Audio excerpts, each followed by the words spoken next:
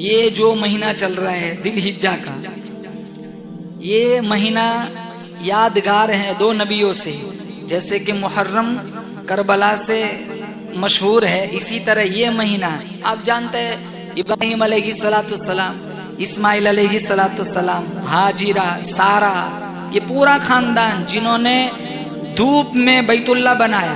ان اول بیت وضع للناس للذی ببکۃ مبارکا وہدی للعالمین، میرے اللہ نے روئے زمین پر سب سے پہلے اپنا گھر بنایا، بیت اللہ بنایا۔ ارے بیت اللہ کا مستری تو دیکھو ابراہیم خلیل اللہ ہے، بیت اللہ کا مزدور دیکھو اسماعیل ذبیح اللہ ہے، پانی اٹھا کر لانے والی سیدہ ہاجرہ ہے، روٹی پکا کر لانے والی سیدہ سارہ ہے۔ جو بن رہا ہے وہ بیت اللہ ہے، جس کا بن رہا ہے وہ اللہ ہے۔ میرے جیسا تمہارے جیسا ہزاروں نہیں کروڑوں کعبہ بنائے، مالک کائنات کی قسم وہ کعبہ کبھی طواف کے لائق نہیں ہو سکتا۔ یہ بیت اللہ کی توہین ہے، بیت اللہ کے مستری کی توہین ہے، بیت اللہ کے مزدور کی توہین ہے، روٹی پکا کر لانے والی سیدہ سارہ کی توہین ہے، پانی اٹھا کر لانے والی سیدہ ہاجرہ کی توہین ہے۔ اللہ کہو بار بار بیت اللہ کی زیارت نصیب فرمائے۔ بیت اللہ بنایا اللہ کے حکم سے ابراہیم خلیل اللہ نے، اسماعیل ذبیح اللہ، ارے گھرانہ تو دیکھو ہاجرہ، سارہ۔ اور ایک بات، ابراہیم خلیل اللہ کے باپ کا نام تھا آزر، وہ بت پرست تو تھا، بت گھر بھی تھا، وہ بت بھی بناتا تھا، جھوٹے خدا بناتا تھا۔ ایک دفعہ ابراہیم علیہ السلام کو بلایا، وہ ٹوکرے کے اندر چھوٹے چھوٹے بت رکھے ہوئے تھے خدا، کہا جاؤ منڈی میں جاؤ سارے بیچ کے آؤ۔ ہم سوچتے ہیں کہ نبی کا باپ، آج کتنے ہم بھی شرک کرتے، زبان سے ایسے لفظ نکال دیتے، ہم سوچتے بھی نہیں کہ اس کا یہ نتیجہ کیا نکل سکتا ہے۔ اس لیے میں نے جب بات سٹارٹ کی تبھی بتایا تھا کہ ہر موڑ پر میری آپ کی نظر کس پر ہونی چاہیے؟ اللہ پر۔ تو آزر نے وہ سارا ٹوکرا دے دیا کہ جاؤ بیچ کے آؤ۔ وہ شام کو آئے، پورا ٹوکرا ویسا کا ویسا لے کے آئے۔ کہا یہ کیا ہے، منڈی ڈاؤن ہو گئی، خداؤں کے خریدار ختم ہو گئے، جیسا لے گئے ویسا ہی لے آئے۔ کہا میں نے تو بہت آواز لگائی، کوئی لینے ہی نہیں آیا۔ کہا آواز کیسی لگائی تھی؟ کہا لے جاؤ، خدا بیچنے آیا ہوں، لیکن ایک بات ہے سارے جھوٹے، کون لے گا؟ تو آزر کو تو بڑا غصہ آیا۔ کہاں؟ قال اراغب انت عن آلہتی یا ابراہیم لئن لم تنتهِ لارجمنک فاہجرنی ملیا۔ آزر کہنے لگا ابراہیم یہ سارا معاملہ تو نے بگاڑا، تو نے میرے خداؤں سے دشمنی کی، تو اس سے اعراض کرتا ہے، انہیں اگنور کرتا ہے۔ آزر اگر دوبارہ ایسی حرکت کی پتھر مار مار کے میں تجھے گھر سے نکال دوں گا۔ ابراہیم علیہ السلام فرمانے لگے نکالنے کی کوئی ضرورت نہیں۔ قال سلام علیک، ابا آخری سلام کرتا ہوں، میں نے مشرک کے ساتھ زندگی نہیں گزارنی، چاہے تو میرا باپ ہے، ہاں اللہ سے بخشش کی دعا مانگوں گا۔ اور مشکات شریف میں ہے ہمارے نبی نے وہ کیڑے کی شکل میں آزر کا وجود کیڑے کی شکل میں وہ اٹھا کے جہنم میں پھینک دیا گیا، مشکات میں ہے۔ تو آزر نے کہا تو نے تو سارا بیڑا غرق کر رکھا ہے، تو کہتا ہے سارے خدا جھوٹے تو کون خریدے گا، چلا جا میری نظروں کے سامنے۔ ایسا دوبارہ کیا، پتھر مار مار کے ہلاک کر دوں گا۔ کہاں نکالنے کی ضرورت نہیں ہے، سلام علیک، یہ آخری سلام ہے، اللہ تعالیٰ سے استغفار کروں گا، لیکن آپ کے گھر آپ کے پاس اب نہ رہوں گا۔ مصر والا علاقہ چھوڑ دیا۔ اب جب وہ ریگستان والا علاقہ ہے، وہاں ایک بادشاہ تھا جو بڑا ظالم تھا، بدکار تھا، اور اس کے کارندے ادھر ادھر گشت کرتے تھے، کوئی خوبصورت لڑکی دوشیزہ عورت ملتی تو پکڑ کے لے جاتے تھے دربار میں، اور بادشاہ اس کے ساتھ زنا کرتا تھا۔ ابراہیم علیہ السلام کے ساتھ تھی حضرت سارہ، اور نبوت کی بیوی تو بڑی حسین خوبصورت تھی۔ سارہ تو اخلاق میں بھی حسین تھی اور حسن میں بھی حسین تھی، چہرے سے بھی خوبصورت تھی، خوبصورت بھی تھی، خوبصیرت بھی تھی۔ اتنا چاند جیسا ٹکڑا، خوبصورت چہرہ۔ وہ درباری سارے آئے، پکڑ کے سارہ کو وہاں لے گئے دربار میں۔ تو بادشاہ سے پوچھا کیا ارادہ ہے؟ کہا میں نے بدکاری کرنی ہے۔ کہا مجھے 2 رکعت نماز پڑھ لینے دے۔ تو کہا کوئی بات نہیں، اجازت ہے، تم نماز پڑھ لو۔ حضرت سارہ علیہ السلام نے مصلی بچھایا، اللہ کے سامنے سربت سجود، سب اپنا سر جھکایا، اللہ کے دربار میں حاضر ہو کر فرمایا الہ العالمین تو علی کل شیء قدیر ہے، سارا نظام کائنات تو تنہا چلاتا ہے، اس کا ارادہ بڑا غلط ہے، یہ بڑا بدکار آدمی ہے، میری آبرو، تیرے خلیل کی آبرو، تیرے خلیل کی آبرو، تیری آبرو، الہ العالمین میری عزت کی حفاظت فرما۔ وہ ہاتھ بڑھایا تو اس کے ہاتھ میں فوراً لقوہ پڑ گیا، اور میرا آپ کا ہاتھ، پیر، آنکھ، ناک، کان، یہ 360 جوڑ پورا وجود، زور سے کہو بے شک یہ میرے کنٹرول میں، آپ کے کنٹرول میں نہیں بلکہ اللہ کے کنٹرول میں ہے۔ وہ ہاتھ بڑھایا، لقوہ پڑ گیا، تو اس کو بھی احساس ہوا کہ یہ تو وقت کی بڑی ولیہ ہے، ایسا اس سے پہلے بہت ساری عورتوں کے ساتھ بدکاری کی، کبھی کسی کے ساتھ ایسا معاملہ نہیں ہوا، اس کا سجدہ کیسا پاورفل ہوگا کہ اس نے سجدے میں کیا دعا کی ہوں گی کہ میرے ہاتھ میں لقوہ پڑ گیا، اس نے کہا مجھے معاف کر دے، تو کہا چل معاف کیا۔ نبوت کا گھرانہ صرف چہرے کا حسین نہیں ہوتا ہے، دل کا بھی بڑا اجلا ہوتا ہے، اخلاق بھی بڑے نرالے ہوتے، کہا چل معاف کر دیا، تو اس کو پھر مستی سوجی، اس نے پھر ہاتھ بڑھایا، پھر لقوہ پڑ گیا، کہا معاف کر دے، پھر معاف کر دیا، تیسری دفعہ پھر شیطان نے شرارت سجائی، پھر مستی کی، پھر ہاتھ بڑھایا، کہا معاف کر دے، اب اگلی بار نہیں کروں گا، کہا چل جا معاف کر دیا۔ وہاں ایک کنیز تھی جس کا نام ہاجرہ تھا، کہا تو نیک ہے، ولیہ ہے، ایک باندی دیتا ہوں وہ تیری خدمت کیا کریں گی۔ اس کے پیٹ سے اسماعیل ذبیح اللہ پیدا ہوئے، اللہ تعالیٰ کو کچھ اور پروگرام بنانا تھا کہ اس کا ارادہ بدکاری کا تھا، بلکہ میں تو یہاں ایک کنیز تجھے گفٹ کراؤں گا جس کے پیٹ سے اسماعیل ذبیح اللہ پیدا ہوں گے، اور اسی کی نسل سے میں اپنے محبوب کی نسلی طور پر بنیاد ڈالنا چاہتا ہوں۔ اسماعیل علیہ السلام کی عمر جب 6 سال کی ہوئی، ابراہیم اور اسماعیل بڑا پیار تھا، وہ واقعہ بعد میں سناتا ہوں۔ اب اسماعیل علیہ السلام چھوٹے ہیں اور ہاجرہ کی گود میں ہے، اور بڑا پیار کرتے ابراہیم علیہ السلام، اچھالتے ہیں، سینے سے لگاتے ہیں، چومتے ہیں، چاٹتے ہیں۔ اللہ تعالیٰ نے دوسرا امتحان لیا، کیا امتحان لیا؟ کہا جاؤ لقودق صحرا میں چھوڑ کے آؤ، ایسے علاقے میں چھوڑنے کا حکم فرمایا، بندہ بھی نہیں، پرندہ بھی نہیں، درخت کا نام و نشان نہیں، دور دور تک پانی کا ایک قطرہ بھی نہیں۔ اور جب مٹھی کھجور دے دی اور ایک مشک پانی دے دیا، تھوڑے دن چلا، وہ تو سارا ختم ہو جانا تھا۔ یہ رخصت کر کے جب ابراہیم خلیل اللہ واپس آنے لگے تو ہاجرہ نے دامن پکڑ لیا، کہاں جا رہے ہو؟ تو کوئی جواب نہ دیا، اللہ کی اجازت کے بغیر نبی اپنی بیوی سے بھی بات نہیں کرتا، اور بیوی بھی بڑی پکی تھی، کہنے لگی کہیں مجھے ہمیں میرے بیٹے کو چھوڑ کے جا رہے ہو، کہیں رب کا حکم تو نہیں؟ کہاں رب کا حکم ہے، کہاں شوق سے جاؤ، اذن لا یضیعنا۔ خواتین سے کہتا ہوں ہاجرہ کا ایمان دیکھو، ہمارا ایمان تو کتنا کچا ہے، یہ ہاجرہ کا ایمان کیسا تھا؟ اذن لا یضیعنا، شوق سے جاؤ، کوئی غم نہیں، جب رب کا حکم ہے تو وہ جانے اور اس کا رب جانے، میرا رب مجھے سنبھالے گا۔ اب تھوڑی کھجوریں تھی، تھوڑا پانی تھا، تھوڑے دن میں سارا ختم ہو گیا۔ اتنی پیاس لگی، ماں کو بھی بیٹے کو بھی، نبوت کی زبان باہر آ گئی۔ ہاجرہ علیہ السلام اپنے لختے جگر کی پیاس بجھانے کے لیے پانی کی تلاش کے اندر کبھی صفا پہاڑی پہ دوڑتی ہے، کبھی مروہ پہ دوڑتی ہے، کبھی صفا کبھی مروہ۔ قرآن کریم میں موجود ہے ان الصفا والمروہ من شعائر اللہ۔ اللہ فرماتا ہے ہاجرہ تیری دوڑ مجھے اتنی پسند آئی، تیرے بعد ولی بھی کیوں نہ ہو، نبی بھی کیوں نہ ہو، رسول بھی کیوں نہ ہو، پیغمبر بھی کیوں نہ ہو، کسی کے 500 سال کے سجدے رد، کسی کا کروڑوں روپے کا صدقہ رد، تیرے بعد کہیں کتنا بڑا جلیل القدر پیغمبر بھی کیوں نہ ہو، جب تک تیری چال چل کے نہ دکھائے گا میں کسی کا حج منظور نہیں کروں گا۔ سارے دوڑتے، دوڑو نہیں تو عمرہ بھی ختم پورا نہیں ہوتا اور حج بھی پورا نہیں ہوتا۔ یہ دوسرا امتحان۔ تیسرا امتحان، 6 سال کی عمر ہوئی، رات کو خواب دیکھا کہ بیٹے کے گلے پہ چھری چلاؤ، صبح اٹھے 100 اونٹ دے دیے صدقہ۔ دوسرے دن پھر خواب دیکھا 100 اونٹ دے دیے. تیسرے دن پھر خواب دیکھا کہ میں وہ مانگتا ہوں جو تمہیں سب سے زیادہ پسندیدہ ہے.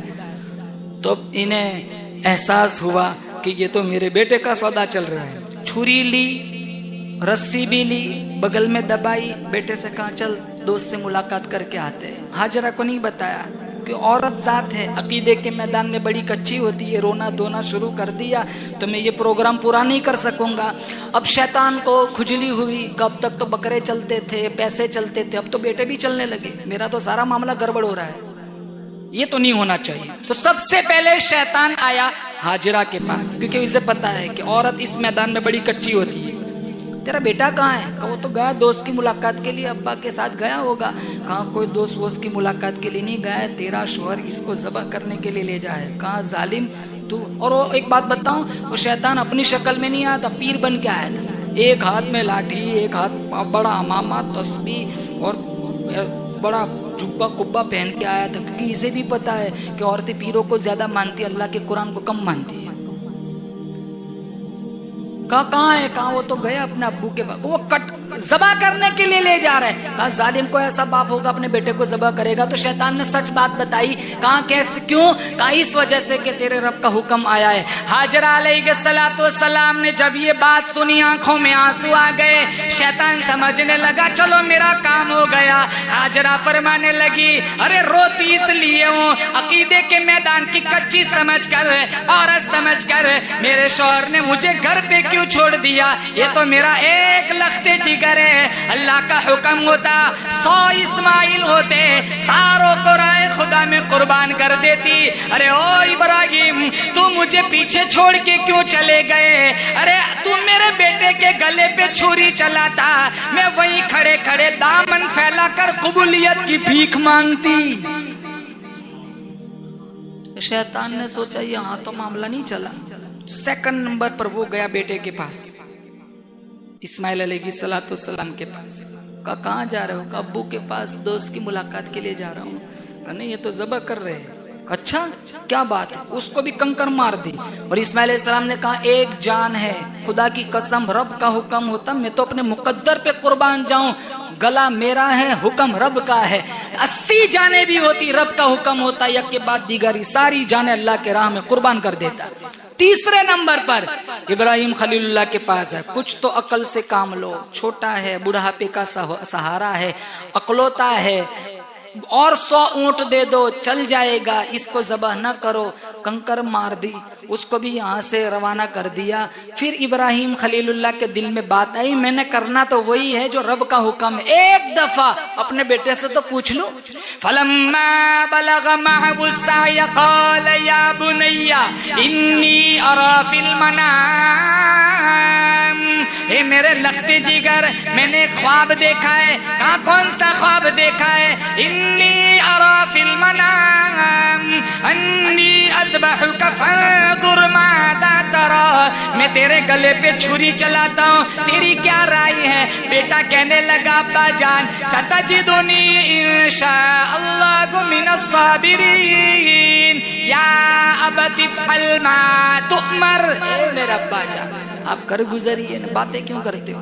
آپ کر گزریے, جس کا رب نے حکم فرمایا انشاءاللہ آپ مجھے صبر کرنے والوں میں سے پائیں گے. لیکن ایک بات بتاتا ہوں. کہا کون سی بات؟ کہا میری آنکھوں میں, اپنی آنکھوں میں پٹی لگانا ہے, مجھے اوندا لٹانا ہے. کہیں میری تمہاری نظر ٹکرا گئی, پیدری شفقت جوش مارے گا, اللہ کا حکم کہیں آپ پورا نہ کرے تو پھر معاملہ گڑبڑ ہو جائے گا. بیٹے کے آنکھوں میں پٹی لگائی, اپنے آنکھوں پہ پٹی, اوندا لٹایا, چھری چلائی, چھری چلی نہیں. تو چھری سے پوچھا لما تقطعی یا سکین, یہ چھری تو چلتی کیوں نہیں ہے؟ تو چھری نے کہا الخلیل یأمرنی والجلیل ینہانی, خلیل کہتا ہے گلا کاٹنا ہے, رب جلیل نے کہا خبردار ایک بال بھی کاٹا ہے. اسماعیل ذبیح اللہ فرمانے لگے ابا جان پٹی ہٹاؤ مجھے سیدھا لٹاؤ، شاید رب کعبہ کو یہ منظور ہے باپ بیٹے کی نظر ٹکرائے گلا کٹ جائے۔ سیدھا لٹایا، پٹی ہٹائی، پھر چھری چلائی، چھری چلی نہیں۔ کہا ابا جان اور زیادہ تیز کر لیجئے، چھری کیوں نہیں چلتی؟ شاید چھری میں وزن نہ ہوگا، آپ چھری کی نوک میرے گلے میں ڈال دیجئے، نبوت کا وزن ڈال دو، شاید گلا کٹ جائے گا۔ وہ بھی کیا، پٹی بھی ہٹائی، سیدھا بھی لٹایا، پھر نوک بھی ڈالی، سارا زور دیا، لیکن گلا کٹائی نہیں۔ آن کی آن میں آسمان سے ایک دمبا آیا۔ اب بولو زور سے، آسمان سے زندہ دمبا اتارنے والا کون؟ اللہ۔ آپ کے بعد امت محمدیہ میں سے کوئی بکرا کاٹے گا، کوئی دمبا کاٹے گا، کوئی اونٹ کاٹے گا، کوئی بڑا جانور کاٹے گا، انہیں ثواب وہی دوں گا جو ابراہیم کو اسماعیل کے ذبح کرنے پر دے رہا ہوں۔ ہم نے وہ ثواب پھیکا بنا دیا۔ کیوں؟ کیونکہ ہم ساری ٹانگیں فریز میں ڈال دیتے ہیں۔ ہمیں تھوڑا تقسیم کرنا ہے، انہیں دو جو بکرا نہیں کھاتے۔ کبھی کبھی ایسا ہوتا ہے انہی کے گھر دینے جاتے، آلریڈی وہاں 4 بکرے، کبھی تو راستے میں ٹکرا جاتے۔ حاجی صاحب کہاں جا رہے؟ میں تو آپ کے گھر آ رہا تھا۔ کیا دینے جا رہے ہو؟ گوشت دینے جا۔ میں بھی آپ کے گھر آتا۔ وہ تھیلیا راستے میں ہی بدل دیتے۔ ادھر 8 بکرے ہیں، بغل میں دال چاول پکڑے۔ کون سی انسانیت ہے؟ ان غریبوں کی دہلیز تک گوشت پہنچاؤ جو سال میں 1 دفعہ نہیں کھاتے۔ ہم سارے کہتے یہ بکرا کا نانا کا نام، یہ کہاں دادا کے نام، یہ کہاں ابا، یہ اماں، نام لیتے، بکرا تو سارا ہم کھا جاتے ہیں۔ وہ نانا تک پہنچتا ہی نہیں۔ نانا تک کب پہنچے گا؟ جب غریبوں کو کھلائیں گے۔ وہ نانا بھی انتظار کرتا ہے، وہ جب گیا تو کچھ بھی نہیں گیا، کیونکہ وہ سارا ہم کھا جاتے۔ غریبوں کے پیٹ میں جائے گا تو وہاں نانا کی روح کو اللہ آسودہ بنا دے گا۔ دادا نام صرف نہیں لینا ہے، ان تک پہنچانا بھی ہے۔ ان لوگوں کو دو جو نہیں لا سکتے۔ یہ انسانیت ہے۔ ہمارے نبی صلی اللہ تعالی علیہ وسلم نے انسانیت کا درس دیا۔ پڑوسی بھوکا سو جائے کہاں نماز قبول نہیں ہوتی۔ اتنا یہاں تک بتایا گوشت کی خوشبو سے غریب ہمسایہ کو پریشان نہ کرو۔ مشکات شریف میں زیادہ پانی ڈال کے گوشت کی 1 کٹوری غریب ہمسایہ کے گھر بیچ دو۔ اگر تم یہ نہیں کر سکے، ایسے وقت میں روٹی پکائی، بچے سوئے نہیں، انہوں نے اپنے ماں باپ سے ضد کی اور ہم اس کی ضد پوری نہ کر سکے، بتاؤ ان دکھوں کا مداوا کس کے پاس؟ میں بتاؤں، یہ تو 3 حصے مستحب ہے، فرض ہوتا کتنوں کا بیڑا غرق ہو جاتا۔ پہلے زمانے میں قربانیاں تھی لیکن گوشت نہیں کھا سکتے، ذبح کر کے میدان میں چھوڑ دینا ہے۔ آگ آتی سمجھ لو قبول، نہیں آئی تو مردود۔ آج یہ سسٹم ہوتا نا، آگ آتی ہی نہیں۔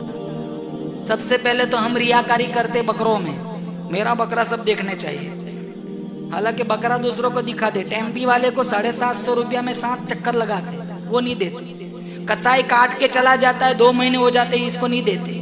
ارے اس کو پہلا دو، اس کا اجر۔ مزدور کا پسینہ خشک ہونے سے پہلے اس کو مزدوری دے دینی ہے۔ 50,000 کا بکرا لائے اور کٹنگ کا 2,500 3,000، اس کے لیے ہم 30 چکر لگواتے۔ غلط سسٹم ہے۔ بکرا یہاں سے گھر لانا ہے، وہ بیچ میں جو مزدور ہے ٹیمپی والا ہے، اس کو 2 مہینے تک پیسہ نہیں دیتے، 1000 روپیہ نہیں دیتے۔ بکرا کا 52,000 کا لایا۔ مکان اچھا ہونا چاہیے، جانور اچھا ہونا چاہیے، مکان اچھا ہو، کپڑے اچھے ہو، دکان اچھی ہو، ہم اچھے ہو، سب کچھ اچھا ہو، گاڑی اچھی ہو، تو بکرا بھی اچھا ہونا چاہیے۔ کتنے تو ایسا بکرا لاتے ہیں بیچارہ وہاں سے یہاں تک نہیں آ سکتا، پھر ہم سے پوچھتی پل صراط پہ چلے گا؟ ارے یہاں نہیں چلتا۔ ایک بائک پہ 3 بندے نہیں بیٹھ سکتے، پچھلے والا ٹائر پورا دھس جاتا ہے۔ چھوٹے چھوٹے نابالغ بکرے لاتے، وہ بھی بتا دانت چپکا بتا کتنا، تو اب تو وہ بڑے ہوشیار ہو گئے، دانت بھی چپکا دیتے۔